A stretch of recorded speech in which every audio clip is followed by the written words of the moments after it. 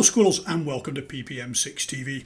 Today what it is the Nagra LB kicks the Zoom F6's ass. Now in case you rush to the defence of the F6, and a worthy defence it would be, remember there is a video on my channel which shows you exactly the areas in which the Zoom exceeds the LB despite costing, I don't know, a third or a quarter of the new price of this LB when it was released. It's now quite an elderly machine. Mine is probably 11 years old, maybe 12, and you can just see a little bit of sort of wear on the multi-selector there. Generally speaking, let's start with the obvious. The finish is fantastic. This is a solid billet of aluminium. The controls are metal. You know, it's nicely finished. It's obviously a professional machine. But what sort of professional machine? You see, I'm recording this. I can't record all of this video on the internal mic, but yes, there's an internal mic. Why would you put that on a TV location or music recorder? Well, you wouldn't, because this isn't a TV or music location recorder primarily. It's a radio journalist's machine. So yes, if your boss palmed you off with an HHB flash mic, this is what you should have been getting in the field. And so its features are an unusual feature set because they're designed with that radio broadcast in mind. So if you're sitting there, you know, feeling defensive about your Zoom and saying, well, I don't need this feature and I don't need that feature, that's fine. But you have to understand why those features are there in the first place and maybe how unique they are. Although, of course, having an onboard mic isn't unique, and you know, you can of course attach them to many of the Zoom recorders. But let's just work our way around the front panel. So you've got a volume control for the headphones, but that also adjusts the volume on the built-in speaker, and more of that when we come to the top panel. You have a nice display with level meters at the top and all the information clearly laid out underneath. But you also have traffic light meters on above your volume pots, and that's quite a handy feature if you just want to cast your eye and see whether that red LED is lit or not. That's where to go. Now the pots themselves are lovely aluminium, and when you adjust them you can see you get a little instant meter feedback reading. I've never managed to work out what the dBs mean. I know it's crazy, but I can't. But these are well separated, easy to use and instantly accessible. Now of course on the F6, unless you're in 32-bit mode, and then I don't know why you'd want maybe to fiddle with the pots, you can't get easy access to the front pots, and that's a bit of a drop-off. But secondly, the mechanical controls on here give you a real advantage. So if you want to gang these two pots together, well, okay, you zero them both, you flick this switch, and they're now ganged, and that means that both the gains are controlled by one pot. You want to undo that, flick of a switch. That's a diving in deep into the menu job on the F6. Nipping back over here, we've got stereo mono for headphones, and although I should say that the headphone amp power, I have a question mark over, and I noticed in the manual there was a possible upgrade that gave you more power. I wish I had it, because that's one of the things I would criticize about the Nagra. Although having a 1/4-inch jack in the long term, you're going to keep this machine for 10 years, you're going to use that a lot. You know, a 1/4-inch jack is better than a mini jack. You've got a brightness thing for the screen and a battery settings that tells you exactly what voltages you've got on board, which is nice. You've got this multi-way switch with a selector, a joystick with a select on push, and that is much better for selecting menu items than the F6. Then you've got some transport controls here. You've got the multi-selector, and you've got the ability to drop in a cue point in recording, and you'll have noticed that will have incremented the cues there. And in editing, yes, I did say editing, that cue feature becomes important. So let's just take a chance and hope my recording on my main machine is working while I switch this to the off position. And that's how the machine presents itself out of the box. So if we begin by looking at the recording process, well, we come out of stop and into test, and the machine boots, loads its storage and more of the storage options in a moment. And once the storage options are ready, then we're ready to go. And we're in E2E at the moment, which means the audio is going through the machine and out the outputs, but we're not actually recording it. And then we flip the record button, and away we go. And that's, if you like, is the process to go into record. Now we can just go right round to stop, which is kind of like a pause mode where you're on the replay side of the selector, as it were.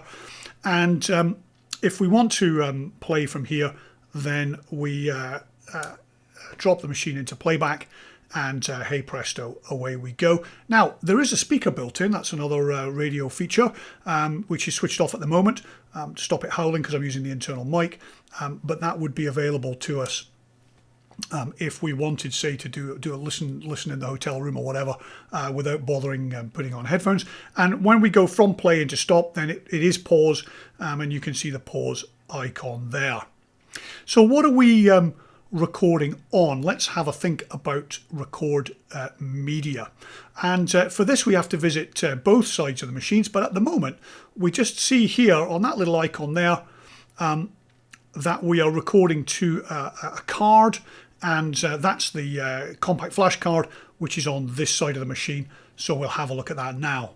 So here's the left hand side of the machine, and you can see two XLR inputs with associated socketry, and an AES EBU input, which is a great feature if you're working on location where you're taking a feed from somebody's mixing desk and they've got a digital output. Hey, that's handy. Don't have to worry about setting levels. I'll let you worry about that, and I can pick up an AES EBU input. The other great thing, of course, is that the switchery here, which is all around phantom and sensitivity of the mic inputs, and switching to line. The advantage here is, in an F6 or a similar recorder, you're into the menus. Here, phantom, off, on, that's it. And it couldn't be quicker or easier or more visually obvious. Above that, you can see the compact flash card slot, and this intriguing little flashing light over here, and a button labelled hot swap. How's this for a feature? Your card is filling up. You're getting near the end, you've got a spare card with you, you press hot swap, it then goes into hot swap mode. You've got, depending on the sample rate, from about 10 to about 30 seconds or so, in which you pop out this card, pop in the other one, and make a seamless recording. How's that? Now, what it can't do is record to more than one destination at once, which is a bit of a shame, but nonetheless, the flexibility of recording is really good. You've got compact flashes. Well, they're getting hard to find. You've got the built-in 2 GB of storage. Yes, it comes with 2 GB hardwired in there, which means, again, as a radio reporter, if you make sure you clean that down before you go out, you are never going to be in a situation where you haven't got something to record on. And that's a great feature. But there is a third recording medium option on the other side of the machine. Let's have a look. On the right-hand side of the machine, you've got your outputs. You've got 2 analog balanced outputs and an AES EBU output, which is another great feature that you don't see on machines like the F6. And then down here, you've got some very interesting options. First, USB host, and you can plug into that, as I have done, a USB drive, and that becomes a third recording option. And I just leave one of those little cruisers in there, 16 gig, and forget about it. You know, that's always there for me as a backup. Then I've got a USB option to connect into your PC. You can also Bluetooth, put a Bluetooth remote in there. And then Ethernet. Ethernet? Yes, because this machine is designed to file a story over the internet without a laptop or anything. Now, 10, 12 years ago, laptop usage was less common, but the whole idea is that you don't need to take a laptop. You just take this, and then you have to set up the Ethernet, which is a bit of a pain, setting up FTP, but it is possible. And then you can directly upload your edited audio to the server. The edited audio without a laptop, yes, because this machine has onboard editing. And it's clunky and a bit limited, but nevertheless, it has it. And we'll have a look at that maybe in a moment. And then finally, a serial port for remote control of the device. And that's about it, I think, for the right-hand panel. Now we'll have a look at the top panel. Here is the top panel, accessible in stop mode or play mode by pressing the joystick on the front. And now we've got the deeper settings of the machine available. And if we look in directory, we can see our internal flash, we can see our compact flash card, we can see our USB disk. And if we look inside the compact flash card, we see the record directory. And here's a list, and that's navigable on here. And we go all the way down and we pick a file. Now we can play the file, we can title the file, we can delete the file, we can return back to previous menu, or we can edit the file. And now we've got sort of simple editing commands available on the jog dial function. And the editing is clunky, it's limited in that it can't edit 44.1, it can't edit MP3, it can only edit MP2, which is another nod to the radio roots of the machine, or WAV files, and only in 16-bit. But nonetheless, you can see that this feature, and you can see the speaker on the top there as well, this feature is in the machine for a very definite purpose, and it speaks to the raison d'etre for the machine. So when you look at the price, you have to factor in this is a specialist machine built for a specialist job, and it has features that are specialist. And there's no good saying to me, well, I don't need those features. That's not the point. The point is this machine is built for people who do need these features. So anyway, that's it. That was a quick look at the Nagra LB, why it is such a specialist recorder. And do you know what? I have to say that when it's all said and done, I do love it. And if I were heading out and I didn't need the track count of an F6, and if I didn't need the time code of the F6, I'm awfully tempted to take this, just because the buttons, the physical switches, the clarity of the screen, the record options, all those things just make it a very desirable machine to use in the field. Look, thanks for coming to PPM6. I hope you enjoyed your stay. Do subscribe, it does help, and come back soon. Bye for now.